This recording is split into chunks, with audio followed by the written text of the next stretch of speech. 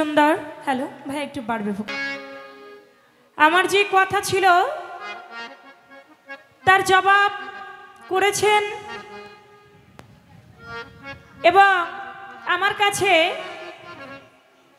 প্রশ্ন রেখেছেন দুটি। একটি প্রশ্ন তার, আমরা যারা পুরুষ আছি গুরু দরবারে যাই, গুরু দরবারে গেলে এই দুনিয়ায় সিনাই সিনাই যে ভেদ নবী বিলাই আছে মুর্শিদের ঠাই লং না তার ভেদ জেনে। সিনার ভেদ সিনাই সিনাই পুরুষে নিল, কিন্তু নারীগণ তারাও তো বেলায়েতের অধিকারী, তাহলে তারা কিভাবে এই সিনার ভেদটা নিবে? আর যদি মহিলারা সিনায় পীরের সাথে যদি চাপ দেয় তাহলে শরীয়তে এটা মানবে না, এটা শরীয়তের বাইরে চলে যায়, তাহলে এই বিষয়টা কিভাবে হবে? জবাব করব।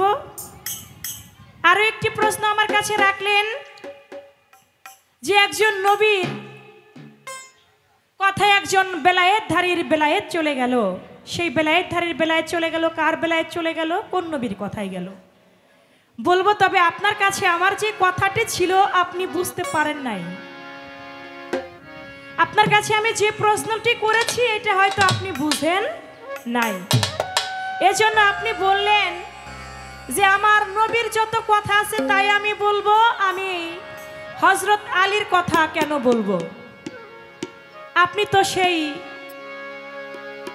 ওই এজিদের মতোই হয়ে গেলেন আর কি। মানে আপনি নবী মানেন, আলী মানেন না, বিষয়টা এমন হয়ে গেছে না? ওই রকমই।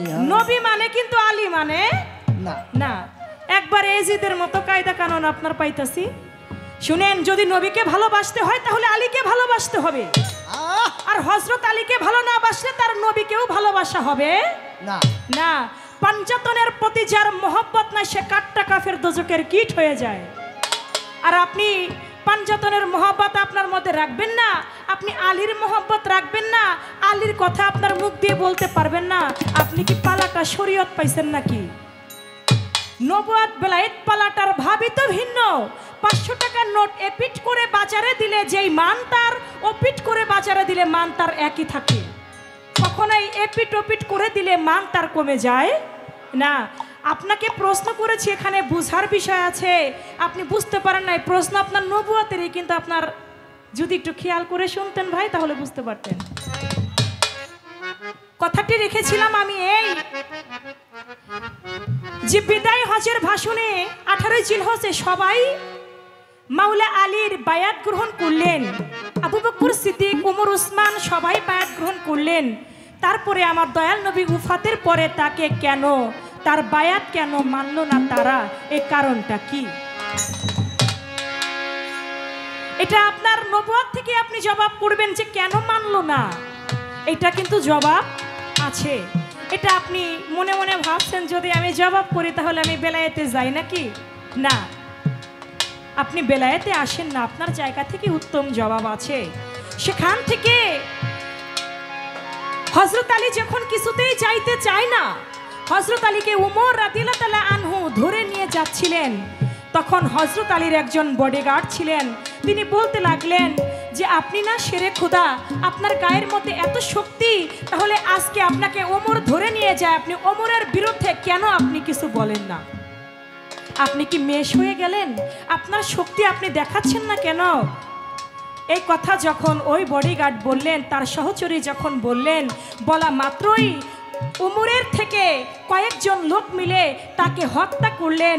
শুধু হত্যা করলেন না, তার কল্লা কেটে চুলা বানাইলেন, চুলা বানাইয়া চুলার 3টা ঝিক বানাইলেন, ঝিক বানাইয়া সেখানে কিছু একটা রান্না করে খাইলেন। কি রান্না করে খাইলেন এই বিষয়টা ছিল কি? এই জবাব দিবেন কেন? এই জবাব দিতে গেলে তো আপনি বুঝি তো, এই জবাব দিতে গেলে তো আপনার আর নবুয়ত ভাবধারা আপনি রাখতে পারেন না। আমি চাই আপনি বেলায়েতের মধ্যে নবুয়তের ভাবধারা যেভাবে আছে ওইভাবে এটাকে তুলে ধরে, নবুয়তের মধ্যে থেকেই এটার পূর্ণাঙ্গ একটা মীমাংসা আছে, যেটা আপনি দিতে চেয়েও দিলেন না। না দিছেন সমস্যা নাই, তবে হ্যাঁ, অবশ্যই অবশ্যই মাওলা আলীর মহব্বত অন্তরে রাখবেন, পাক পাঞ্জাতনের মহব্বত অন্তরে রাখবেন যদি মমিন হইতে চান। আর যদি মমিন হইতে না চান তাহলে এজিদের মতো আলীরে মাইনেন না, ওই আপনি সারা জীবন ওই আল্লাহকে মাইনেন আর নবীকে মাইনেন, আর পাঞ্জাতনের মানার কোনো দরকার আপনার নাই। একটি গান আগে রাখি আমি, তার দুটি বিষয় সুন্দর, আমি সেখান থেকে আলাপ আলোচনা রাখবো। আগে যেখানে এখন যে সময়, সেই সময় অনুযায়ী এই বেলায়েতের পালা অনুযায়ী আগে একটি গান আমি রাখছি।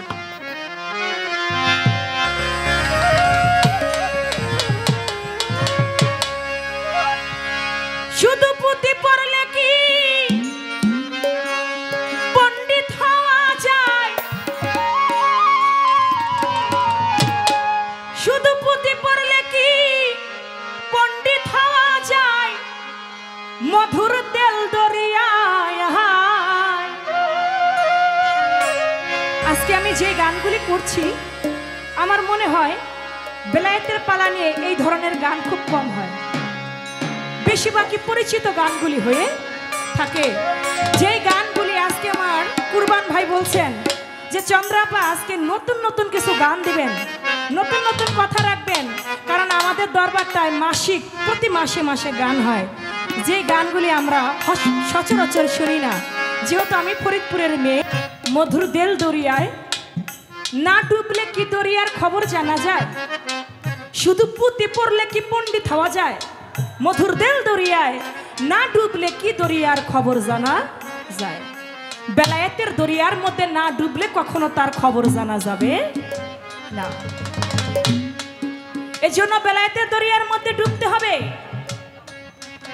গানের মধ্যে বলেছে স্বয়ং রূপের দর্পণে সাই মানব লীলা সৃষ্টি করে, সাই আমার স্বরূপের রূপ তারে কেউ ভাইব না বেরূপ, ফকির লালন সদাই নিরূপ ধরতে চায়। মধুর দেল দরিয়ায় না ডুবলে কি দরিয়ার খবর জানা যায়? প্রশ্ন করলেন একজন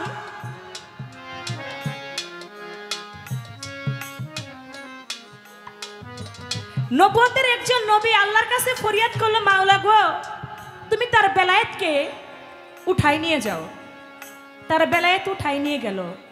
সেই বেলায়েতের অলির নাম কি, তার বেলায়েত উঠাইলো, এই বিষয়টা কি? আপনারা কোরআনের মধ্যে পাবেন বালাম বাউর। বালাম বাউর তিনি ইসমে আজম জানতেন। ইসমে আজম জানাতে তিনি মুখ দিয়ে যা বলতেন তাই হইতো। বালাম বাউর তিনি মুখ দিয়ে যা বলতো তাই হইয়া যাইতো। কিন্তু দেখা গেল তিনি ইসমে আজমকে কাজে লাগিয়ে এবার মুসা নবীর বিরোধিতা করা শুরু করে দিছে। যখন মুসা নবীর বিরোধিতা করতে শুরু করলো তখন মুসা নবী বলে, মাওলা গো এই বালাম বাউর তিনি তো ইসমে আজম জানে, আর ইসমে আজম জানার ফলে তিনি তো অনেক কিছুই তার সাথে যারা যুদ্ধ করতে যায় কেউ তার সাথে পারে না। বালাম বাউরের সাথে যুদ্ধ করে কেউ পারে না। একে একে যারাই যুদ্ধ করতে যায় তারাই হেরে যায়। তখন পাশের গ্রামের একজন বাদশাহ ছিলেন, তিনি গিয়ে বালাম বাউরের কাছে গেলেন মুসা নবীর বিপক্ষে, যেন তিনি ইসমে আজম কিছু একটা করেন যাতে করে মুসা নবীর যারা সৈনিকগণ আছে তারা যেন ওই যুদ্ধে হেরে যায় এবং ওই বাদশার যেন জয় হয়। এটা তিনি যখন বলতে লাগলো, এবার মুসা নবী ফরিয়াদ করে, মাওলা বালাম বাউর ইসমে আজমের ফলে মুখ দিয়ে যা বলে তাই হয়। মাওলা আমি নবী, আমাকে তুমি নবী কুলে পাঠিয়েছ, আমার কথা তো এখন কেউ শুনবে না, আমাকে কেউ মানে না, আমার কথা কেউ শুনে না, তুমি বালাম বাউরের ইসমে আজমটা উঠিয়ে নাও। যখন বালাম বাউরের ইসমে আজম উঠাই নিতে বললেন, আমার আল্লাহ পাক সেদিন মুসা নবীর কথায় বালাম বাউরের ইসমে আজম সেদিন উঠিয়ে নিয়ে গেলেন। উঠিয়ে নিয়ে যাওয়ার পরে তার জিহ্বা মোবারক দিয়ে শুধু লালা মোবারক করতে লাগেছিলেন। যতটুকু কোরআন মিথ্যা বলা যাবে না, এটা বালাম বাউরের ঘটনা। মুসা নবী তিনি ছিলেন, তিনি আল্লাহর কাছে ফরিয়াদ করলেন। আল্লাহ পাক তার ফরিয়াতে বালাম বাউরের যে এসমে আজম, তার যেই শক্তি বেলায়েতের, সেই শক্তিটা আমার আল্লাহ পাক উঠাই নিয়ে গেলেন। আরো একটি প্রশ্ন রাখে ধর্মরাজা সরে, ভুলি নাই কথা আমার মনে পড়ে, ধন্য বাপের পুণ্য বেটায় আমি ধন্যবাদ দেই তারে, ওরে যেই ভাবে আমার কাছে জিজ্ঞাসা করে আমি বাকি কিছু রাখবো না, করবো কথার বর্ণনা, বাকি কিছু রাখবো না,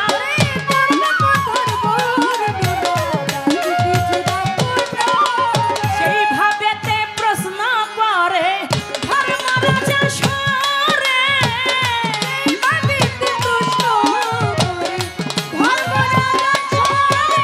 সেই ভাবেতে প্রশ্ন করে কবির সরকারে, আস্তে ধীরে জবাব করবে তোমার চন্দ্রা সরকারে,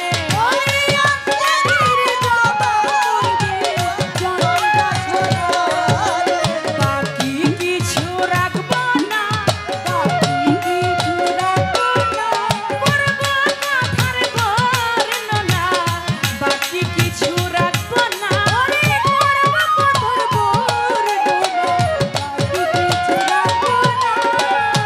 প্রশ্ন করলেন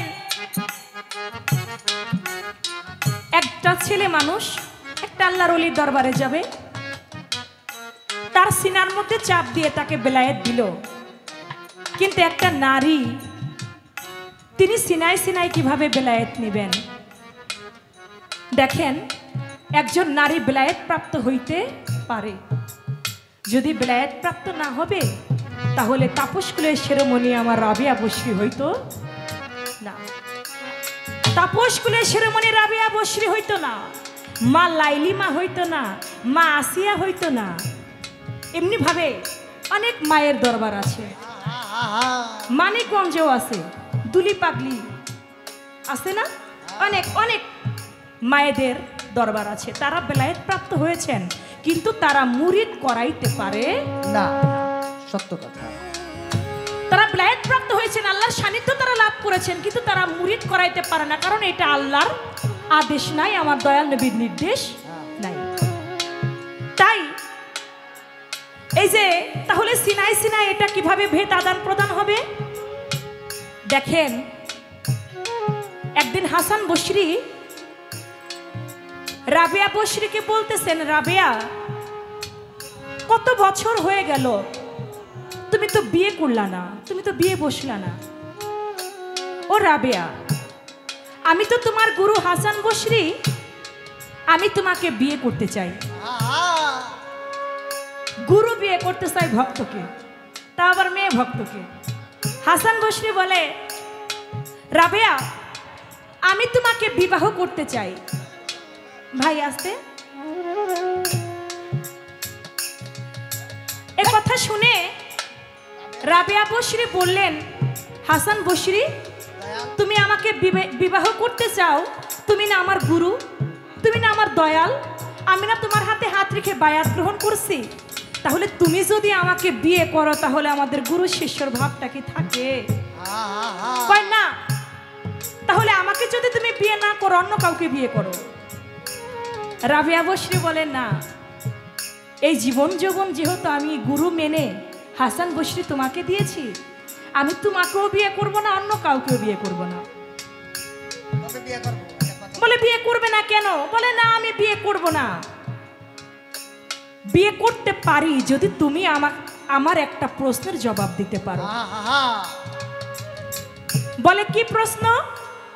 বলে হাসান বসরি আমি তোমাকেই বিয়ে করব যদি তুমি আমার একটা প্রশ্নের জবাব করো। বলে বলো তোমার কি প্রশ্ন? বলে আচ্ছা হাসান, আচ্ছা হাসান বসরি তুমি বলো তো তুমি কি মেয়ে নাকি পুরুষ? কি বললো? হাসান বসরি তুমি তো আমাকে বিয়ে করতে চাও, তুমি আমার মুর্শিদ হইয়া, তাহলে তুমি বলো তো তুমি পুরুষ নাকি নারী?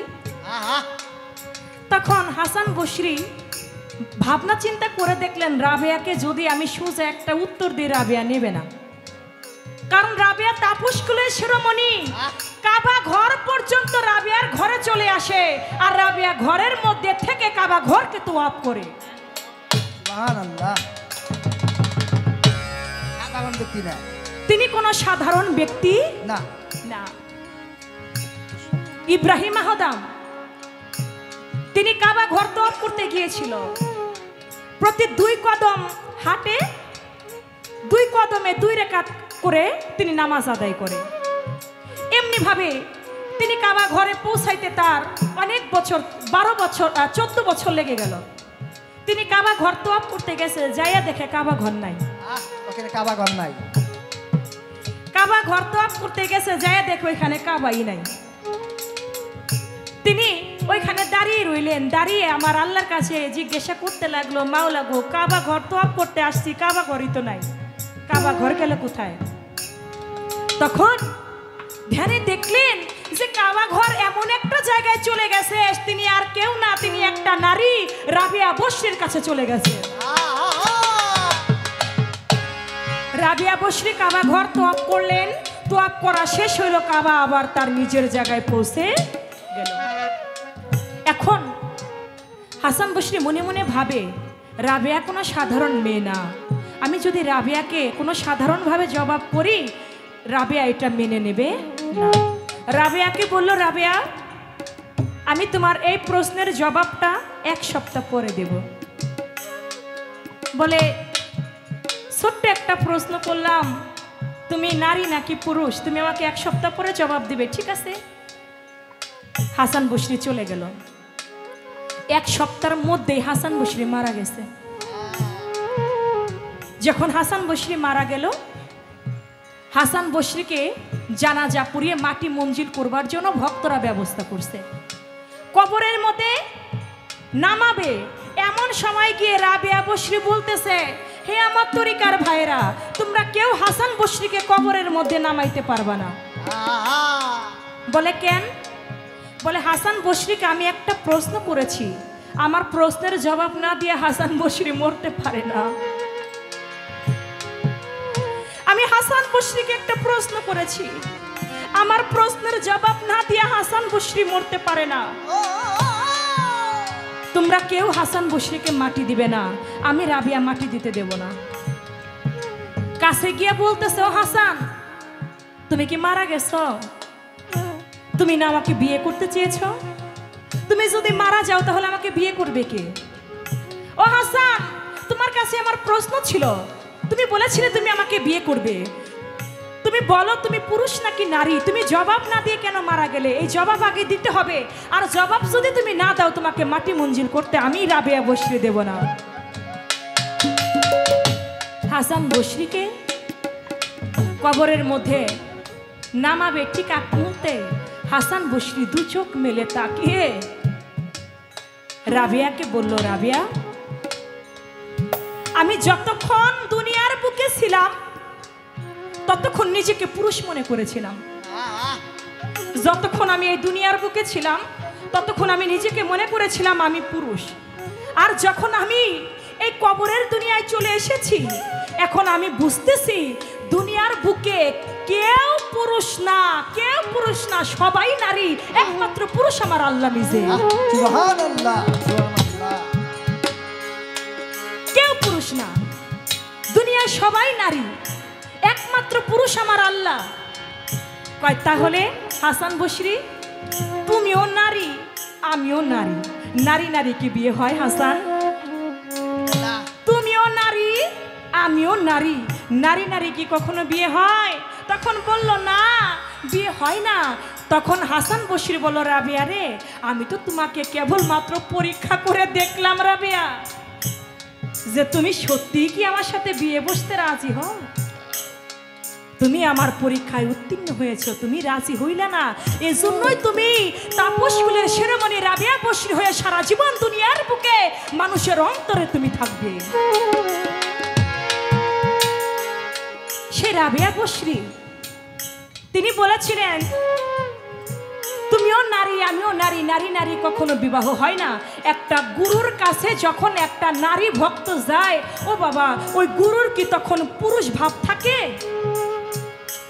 গুরুর তখন আমার টিপুসা বাবার তখন পুরুষ ভাবটা থাকে না, ওই কাম ভাবটা তার মধ্যে থাকে না। সে তখন নিজেও একটা যুবতী নারীর রূপ ধারণ করে। বাবা মেয়েকে জড়িয়ে ধরে না, ধরে কিনা? বাবা নিজের মেয়েকে জড়িয়ে ধরে না? আমরা ছোট ছোট মেয়েদেরকে বুকের মধ্যে জড়িয়ে আদর করি না, চুমু খাই না বাবারা? ছোট মেয়েদের যদি আমরা বাবারা চুমু খাইতে পারি, বুকের মধ্যে টান দিতে পারি, একটা গুরুর কাছে একটা মেয়ে ভক্ত তদ্রূপ ছোট একটা শিশুর নেয়। তার যদি দয়া হয়, সে বুকের মধ্যে চাপ দিয়ে সিনার ভেদ ছিনাই দিবে। আর যদি সে সেই ভাবটা না দেখায়, তাহলে গুরুর জিহ্বা হলো লিঙ্গ, ভক্তর কর্ণ হলো জুনি। তিনি তার জিহ্বা দিয়ে বিষ্মন্ত্র তিনি পাঠ করবে, আর ভক্ত তার কর্ণ জুনি দিয়ে সেটাকে তিনি শ্রবণ করবে, তাতে তিনি ব্লেড প্রাপ্ত হয়ে যাবে।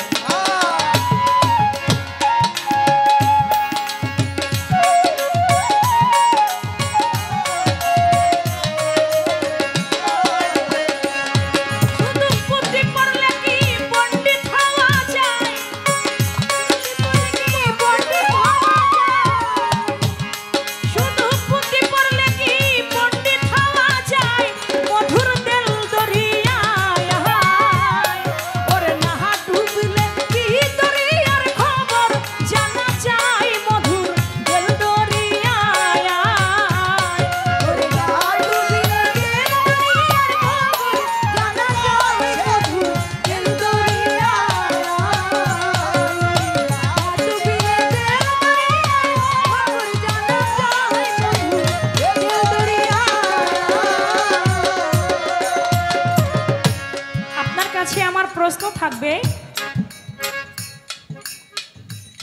একটা মানুষ হয়ে মানুষকে হত্যা করা মহাপাপ, একটা মানুষ হয়ে আরেকটা মানুষকে হত্যা করা মহাপাপ। আমার দয়াল নবী, তিনি আল্লাহর নবী, তিনি নবী হয়ে একজনকে বর্ষা নিক্ষেপ করে হত্যা করেছিলেন। আপনি বলবেন, আমার দয়াল নবী তিনি নবুয়তের নবী, তিনি শ্রেষ্ঠ নবী, আশরাফুল মাকলুকাতের শ্রেষ্ঠ নবী, যার উপরে আর কোনো নবী নাই। তিনি গাছের নবী, তিনি মাছের নবী, তিনি সারা বিশ্বের মাকলুকাতের নবী। নবী আমারও নবী, নবী সমস্ত কিছুরই নবী। নবী হইয়া, আমার রসুল হইয়া, নবুয়তের কর্ণধার হইয়া তিনি একজন ব্যক্তিকে হত্যা করেছিলেন বর্ষা নিক্ষেপ করে। কাকে হত্যা করেছিলেন? তার অপরাধ ছিল কি? কেন তাকে হত্যা করা হইল? এই একটা প্রশ্ন আপনার কাছে। ওই বর্ষাটা কোথায় রাখছে? আরেকটি কথা আপনার কাছে থাকবে, আপনি বলবেন, একদিন আমার দয়াল নবীর একজন সাহাবা, দয়াল নবীর একজন সাহাবা তিনি মারা গেছে।